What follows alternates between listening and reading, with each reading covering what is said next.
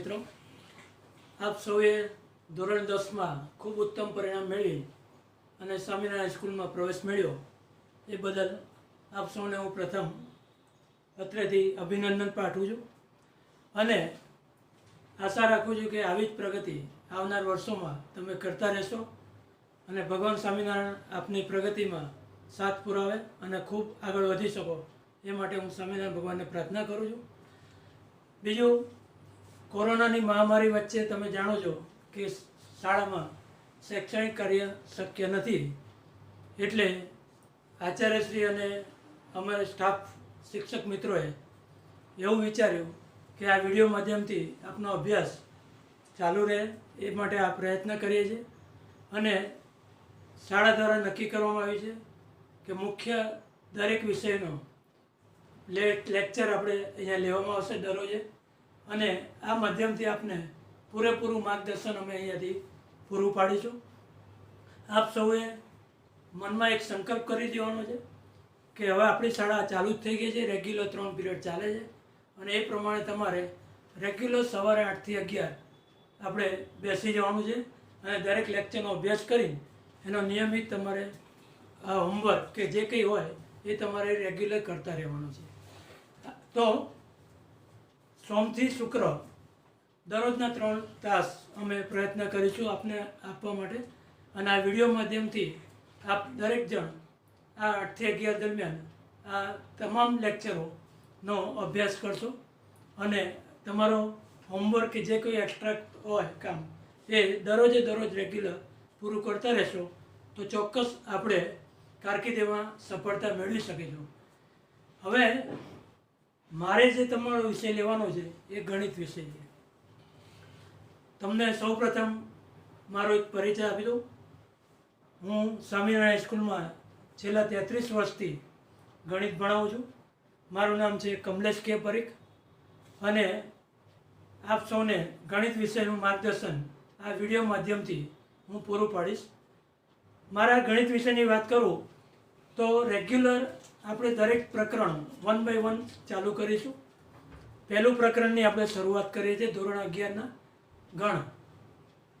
હવે આ જે પ્રકરણ છે એમાં તમારે પણ સામે કામ કરવાનું છે, એક નોટ બનાવી દેવાની છે અને હું જે કંઈ સૈદ્ધાંતિક કામ અહીંયાથી ચાલુ કરું, વ્યાખ્યાઓ સમજાવું, પ્રમેયની સમજૂતી આપું એ તમારે સૌએ નોટમાં લખી નાખવાની છે અને આપ સૌને પુસ્તકો તો મળી જ ગયા છે।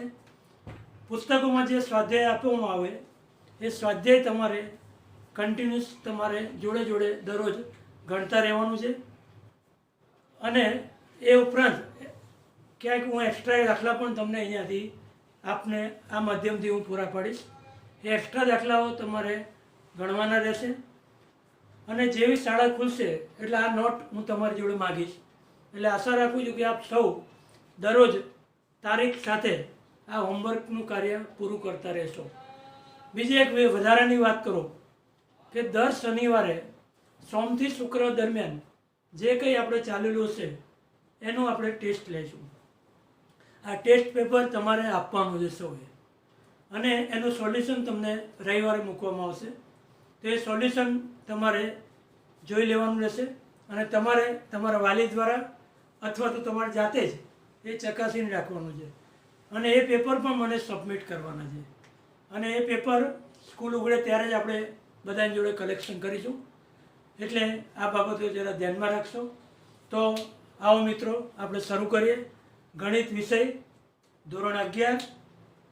હા, ધોરણ 11નું જે ગણિત છે અને ધોરણ 10નું ગણિત થોડોક ડિફરન્સ છે, એમાં થોડીક વધુ મહેનતની આપણને જરૂર પડશે કારણ કે તમે વિજ્ઞાન પ્રવાહ પસંદ કર્યો છે એટલે આપણે સ્વાભાવિક છે કે તમારે માર્ગદર્શન તમને મળે, પણ સાયન્સ વિજ્ઞાન પ્રવાહમાં વધારે મહેનત કરશો એમ વધારે સારું પરિણામ મેળવશો, એટલે જોડે તમે મહેનત કરતા રહેશો। તો ગણિતમાં જેટલું તમે સંકલ્પનાઓ, વ્યાખ્યાઓ, પ્રમેયો જેટલું સારી રીતે સમજશો એટલું જ તમે સારી રીતે દાખલાઓ ગણી શકશો। તો આજે આપણે પ્રકરણ 1ની શરૂઆત કરીએ છીએ ધોરણ 11ની અને ચેપ્ટર નંબર 1 ગણ। તો ગણની વ્યાખ્યા આમ તો તમે અગાઉના ધોરણમાં ભણી ગયેલા છે. ગણ એટલે શું? ગણની તમામ વાત આપણે થોડી જાણીએ જ છીએ, પણ અહીંયા થોડીક વિશેષ વાત કરવાની છે, થોડુંક ઊંડાણમાં અભ્યાસ કરવાનો છે અને ગણ વિશે અભ્યાસ કરીએ આપણે.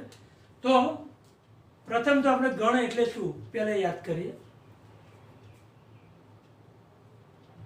આ શબ્દ ગણમાં એની વ્યાખ્યાઓ અને સંકલ્પનાઓ એની શરૂઆત ક્યારે થઈ? તો ઈસવીસન 1845 અને 1915 એની વચ્ચે જ્યોર્જ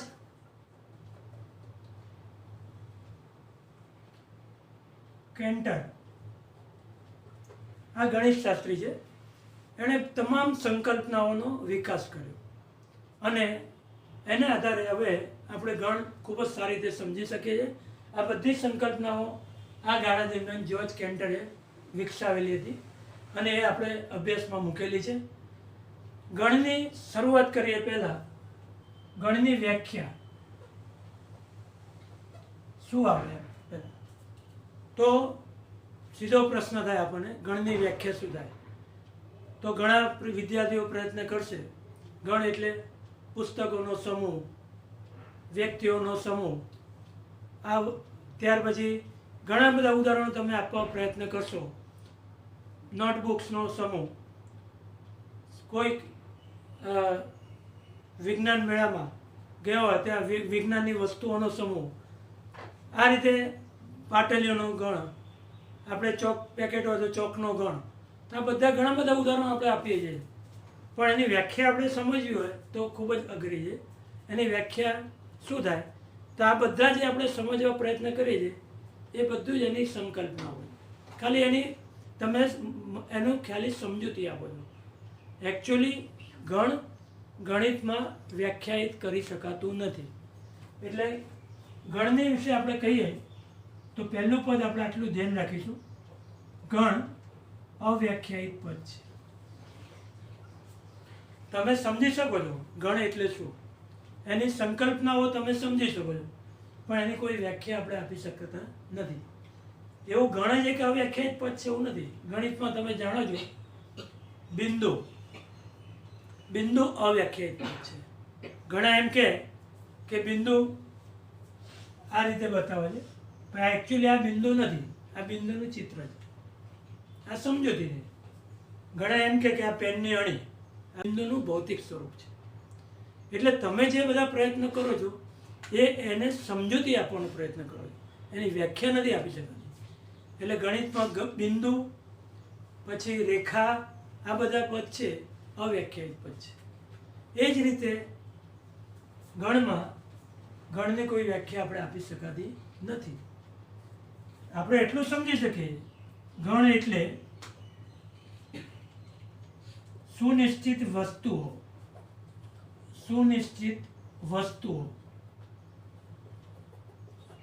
અથવા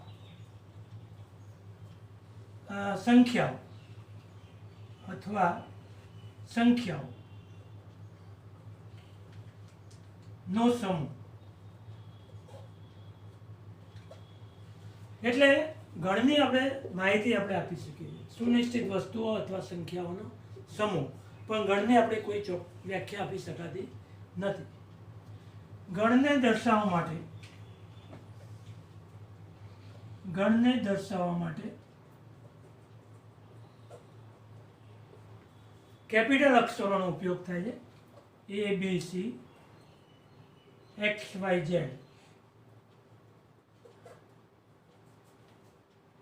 વડે નો ઉપયોગ થઈ શકે છે.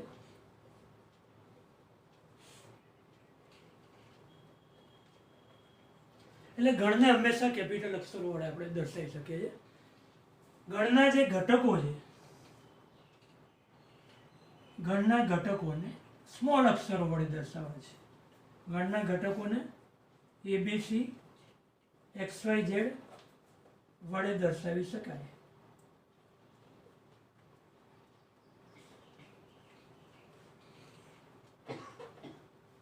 તો ગણને આપણે કેપિટલ અક્ષરો વડે દર્શાવીએ છીએ અને એના ઘટકોને સ્મોલ અક્ષરો વડે આપણે અહીંયા દર્શાવીએ છીએ.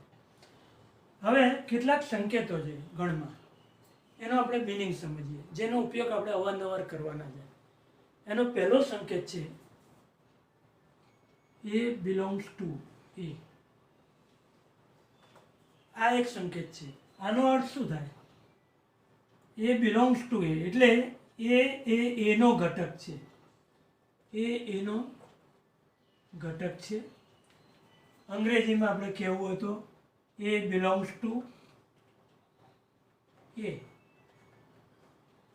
એટલે એનો ઘટક છે. આવું એનું અર્થઘટન થાય છે. આનું અર્થઘટન આપણે અહીંયા લખીએ છીએ એનો ઘટક છે. એ બિલોંગ્સ ટુ એ. આવો બીજો અર્થ છે એના જેવો સેમ,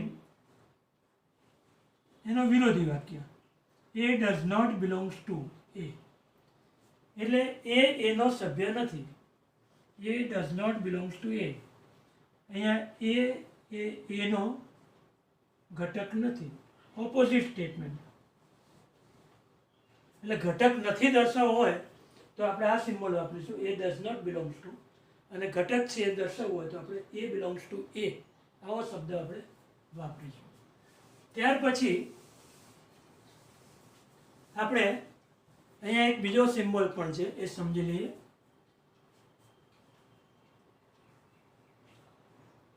આનું અર્થઘટન શું થશે? તો જ્યારે ગણમાં આપણે બધા જ ઘટકોની વાત કરતા હોય તો આપણે એમ કહીએ કે દરેક એક્સ માટે, તો દરેક એક્સનો જે સિમ્બોલ છે એ આપણે આ કહી શકાય. એટલે આ દરેક એક્સનો જ્યારે ઉલ્લેખ કરવો હોય તો આપણે આવો સિમ્બોલ વાપરીએ. એના જેવો સેમ સિમ્બોલ છે થોડુંક, પણ અર્થઘટન અલગ થાય છે. આપણે ગણમાં ઘણી વખતે બધા ઘટકોની વાત ન કરવી હોય, કોઈ એક ઘટકની વાત કરવી હોય તો આપણે શું કહી શકીએ? There exist x. એટલે આનો અર્થ એવો થશે કોઈ એક એક્સ. આનો મિનિંગ આપણે એવરી એક્સ કહીશું, એવરી એક્સ. અને ધેર એક્ઝિસ્ટ એક્સ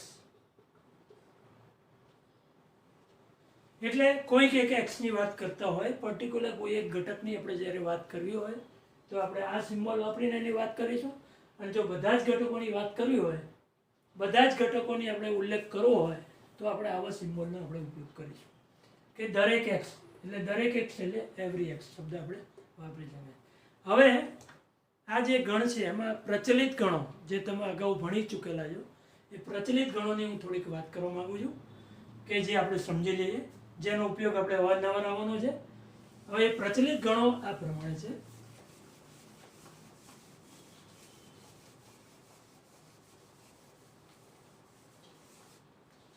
પ્રચલિત ગણો છે એમાં સૌથી પ્રથમ ગણ એન.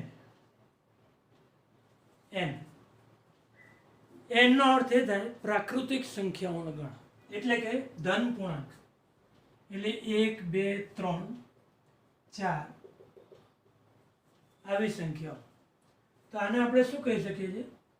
પ્રાકૃતિક સંખ્યાઓ. પ્રાકૃતિક સંખ્યાનો અર્થ શું થશે? પ્રાકૃતિક સંખ્યાનો અર્થ એ થાય ધન પૂર્ણાંક સંખ્યાઓ. ફક્ત પોઝિટિવ ઇન્ટીજર, ધન પૂર્ણાંક સંખ્યાઓનો ગણ. એટલે એન ગણમાં હંમેશા ધન પૂર્ણાંક સંખ્યાઓ જ આવશે. ત્યાર પછી એન પછીનો જે ગણ છે એ ઝેડ ગણ છે. ઝેડ ગણમાં ઋણ સંખ્યાઓ આવે, 0 આવે અને ધન સંખ્યાઓ. એટલે કે આ બાજુ આવશે -3 -2 -1 0 1 2 3. એ ઝેડ ગણ છે એને આપણે પૂર્ણાંક સંખ્યા ગણ કહીએ. પૂર્ણાંક સંખ્યા ગણ તમામ ઇન્ટીજર, ધન પૂર્ણાંક, ઋણ પૂર્ણાંક અને 0 તમામ પૂર્ણાંક સંખ્યાઓનો ગણ, જેને આપણે ઝેડ કહેવામાં આવે છે. ઝેડ પછીનો જે ગણ છે એ ક્યુ. ક્યુનો અર્થ થાય છે સમ્ય સંખ્યાઓનો ગણ. સમ્ય સંખ્યાઓ એટલે કયા પ્રકારની સંખ્યાઓ?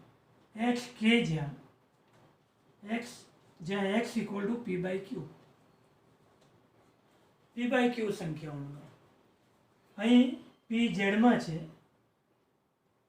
ક્યુ પણ ઝેડમાં છે પણ 0 નથી. આવી સંખ્યાને આપણે સમય સંખ્યા કહીએ. જે સંખ્યાને પી બાય ક્યુ સ્વરૂપમાં એક્સપ્રેસ કરી શકાય, એમાં અંશ પી છે એ ઝેડમાં હોય અને છેદ પણ ઝેડમાં પણ શૂન્યતા, તો આવી સંખ્યાઓનો ગુણોત્તર, જેને આપણે શું કહેવામાં આવે છે, સમય સંખ્યાનો. તો આવી સંખ્યાઓનો ગણ, જેને આપણે સમય સંખ્યાઓનો ગણ કહેવાય. સમય સંખ્યાઓનો ગણ. હવે ક્યુ પછી આર આવે છે. કેટલીક સંખ્યાઓ એવી છે જેને પી બાય ક્યુ સ્વરૂપમાં એક્સપ્રેસ કરી શકાતી નથી.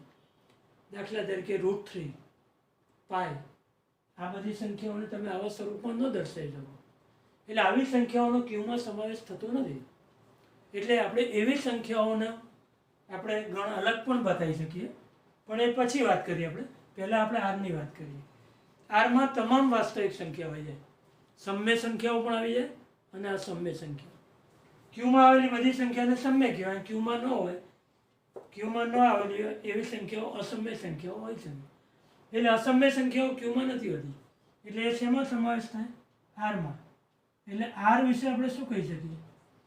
વાસ્તવિક સંખ્યાઓનો ગણ.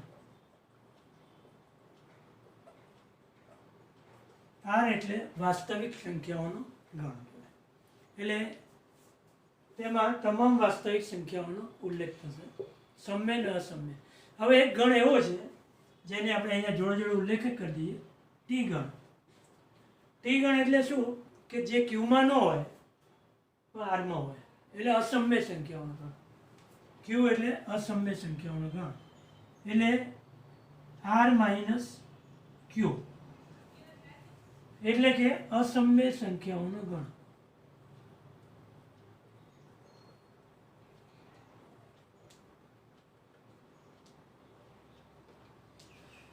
હવે ત્યાર પછીનો એક ગણ છે જેની આપણે વાત કરવા માંગીએ, જેનો અભ્યાસ તમે અગાઉના ધોરણમાં નથી પડી ગયા, અને એ છે સંકર સંખ્યા. સંકર સંખ્યા ગણ સી.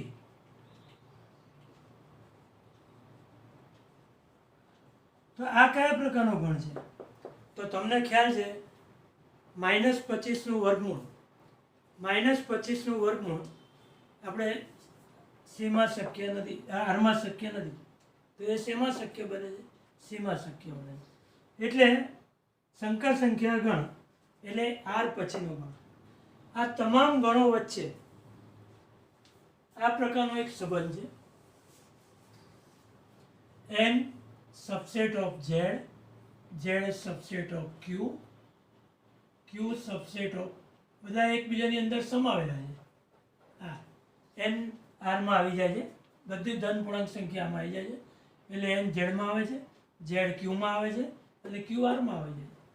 એટલે આ બધી સંખ્યાઓ વચ્ચે આપણે આ સંબંધ કહી શકાય. તે જ રીતે આપણે આ ટી ગણ, એના વિશે શું કહી શકાય? ટી પણ આરમાં આવી જાય, અસમય સંખ્યાઓનો ગણ જે આરમાં આવી જાય છે. અને આર પછીનો એક ગણ છે જેની આપણે વાત કરીએ, અને એ ગણ છે સી ગણ.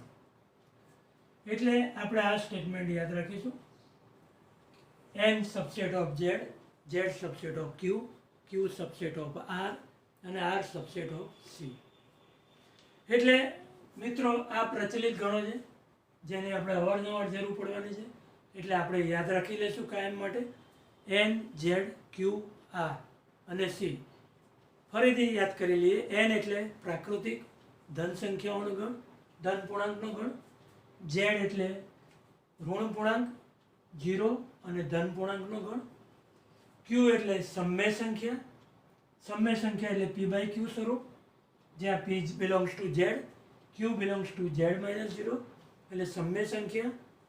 અને આર એટલે વાસ્તવિક સંખ્યાઓનો ગણ. અને બધા જ ગણ એકબીજાની અંદર આવેલા છે. એટલે n ઝેડમાં આવેલો છે, ઝેડ ક્યુમાં આવેલો છે, ક્યુ આરમાં આવેલો છે.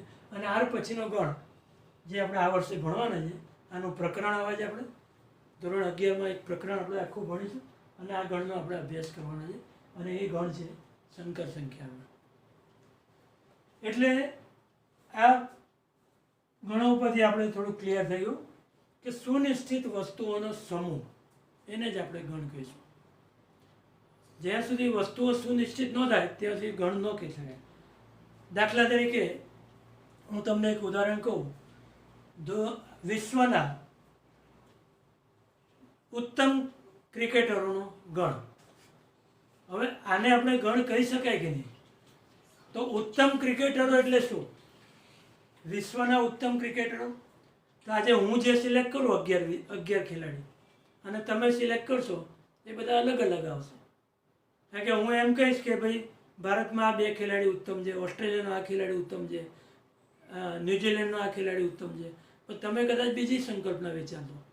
એટલે આ ગણમાં શું થાય છે કે વ્યક્તિએ વિચાર બદલાતો જાય. એટલે જ્યારે આવું થતું હોય તો આપણે કહી ન શકીએ કે આ ગણ છે. ગણ એટલે સુનિશ્ચિત વસ્તુઓનો સમૂહ હોય.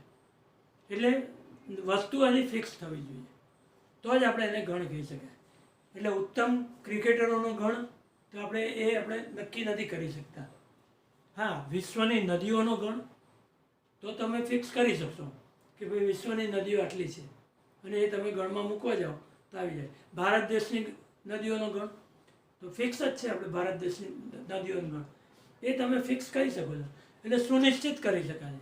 એટલે જે વસ્તુને સુનિશ્ચિત કરી શકાય, જે વસ્તુઓ સુનિશ્ચિત કરી શકાય એવી વસ્તુઓનો તમે ધનુકૌંસમાં દર્શાવો કોમા દ્વારા, તો એ ગણ બને છે. એટલે ગણ કોને કહેવાય એ આપણે ખાસ ધ્યાન રાખવાનું છે. ગણ એટલે સુનિશ્ચિત વસ્તુઓ કે સંખ્યાઓનો ગણ. સમજૂતી આપણે એ મેળવી શકાય. એની વ્યાખ્યા આપણે નથી આપી. હવે મિત્રો, ગણને દર્શાવવા માટે ગણિતમાં 2 પદ્ધતિ વપરાય છે. એક છે યાદીની રીત અને બીજી છે ગુણધર્મની રીત. આપણે એની સમજૂતી મેળવીએ.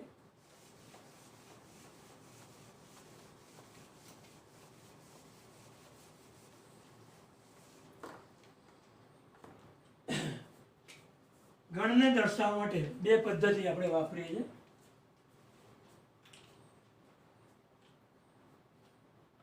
ગણને દર્શાવવાની 2 રીત છે. એ બંને રીતની આપણે અહીંયા વાત કરવા માંગીએ છીએ તમને. અને એ રીત છે, એમાંની એક રીત છે એ યાદીની રીત છે, અને બીજી રીત છે ગુણધર્મની રીત.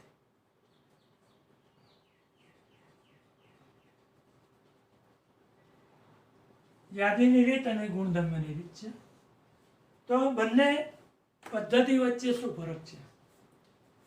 તો જ્યારે ગણમાં બધા જ ઘટકોની યાદી બનાવવામાં આવે, દરેક ઘટકો કમ્પલસરી લખવામાં આવે, તો એ રીત કહેવામાં આવે છે યાદીની રીત. એટલે આ રીતમાં ગણના તમામ ઘટકોની યાદી બનાવવામાં આવે. યાદી બનાવાય છે. તમામ ઘટકોનું લિસ્ટ લખવામાં આવે છે. એટલે બધા જ ઘટકો એની અંદર આવી જાય. જ્યારે ગુણધર્મની રીત છે એમાં ઘટકો નથી લખવામાં આવતા, પણ ઘટકોનો જે સામાન્ય ગુણધર્મો હોય એ ગુણધર્મ દ્વારા ગણને રજૂ કરવામાં આવે છે. ઘટકો એટલે આ રીતમાં ગણના તમામ ઘટકોના સામાન્ય ગુણધર્મ દ્વારા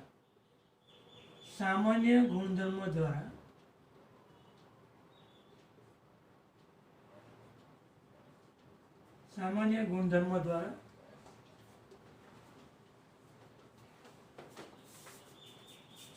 ગુણધર્મથી ગણને દર્શાવવામાં આવે.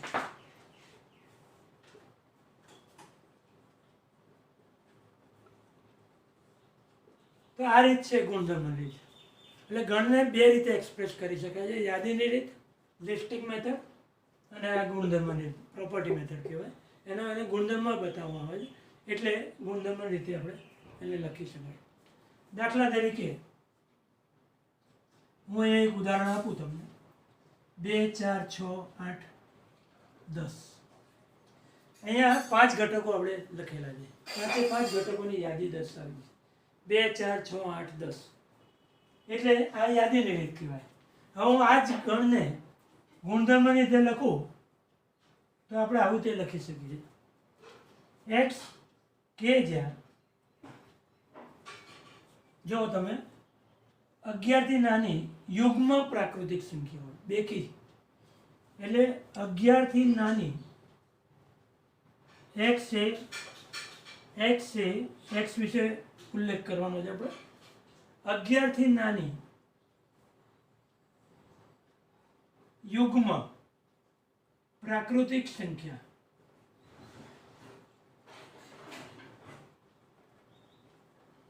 તો જુઓ મિત્રો, આમાં 11 થી નાની એટલે 1 થી 10 સંખ્યા, એમાં પાછી યુગ્મ એટલે કઈ આવશે? 2 4 6 8 10. આ જ ગણ યાદી રીતે લખ્યો છે અને એ જ ગણ આપણે ગુણધર્મ છે. શા માટે? કારણ કે આપણે અહીંયા તમામ ઘટકો લખ્યા છે અને આ બધા ઘટકોનો એક ગુણધર્મ આપણે કાઢી નાખ્યો કે બધી સંખ્યાઓ બેકી છે અને 11 થી નાની છે, એટલે એને ગુણધર્મ દ્વારા રજૂ કર્યું. એટલે આ બે પદ્ધતિ છે. તમામ ઘટકોની યાદી બનાવીએ તો યાદીની રીત કહેવાય, અને જો બધા જ ઘટકોનો ગુણધર્મ શોધી એ ગુણધર્મથી ગણને રજૂ કરવામાં આવે તો આપણે એને ગુણધર્મની રીત કહેવામાં આવે. એક બીજો ગણ બતાવું તમને.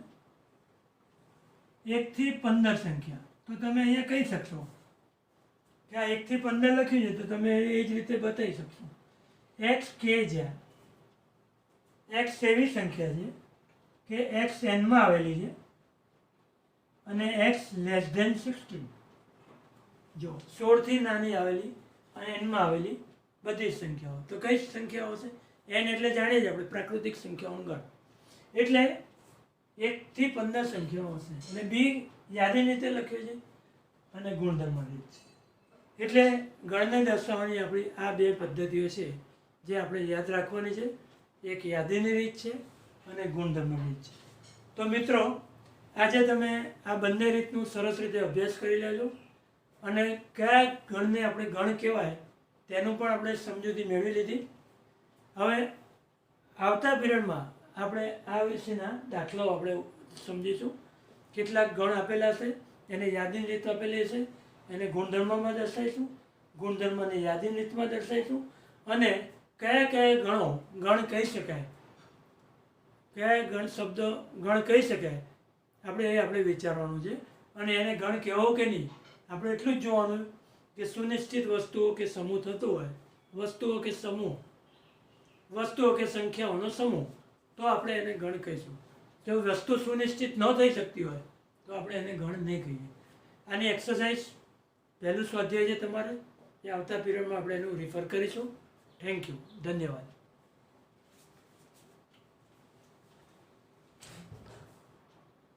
અલી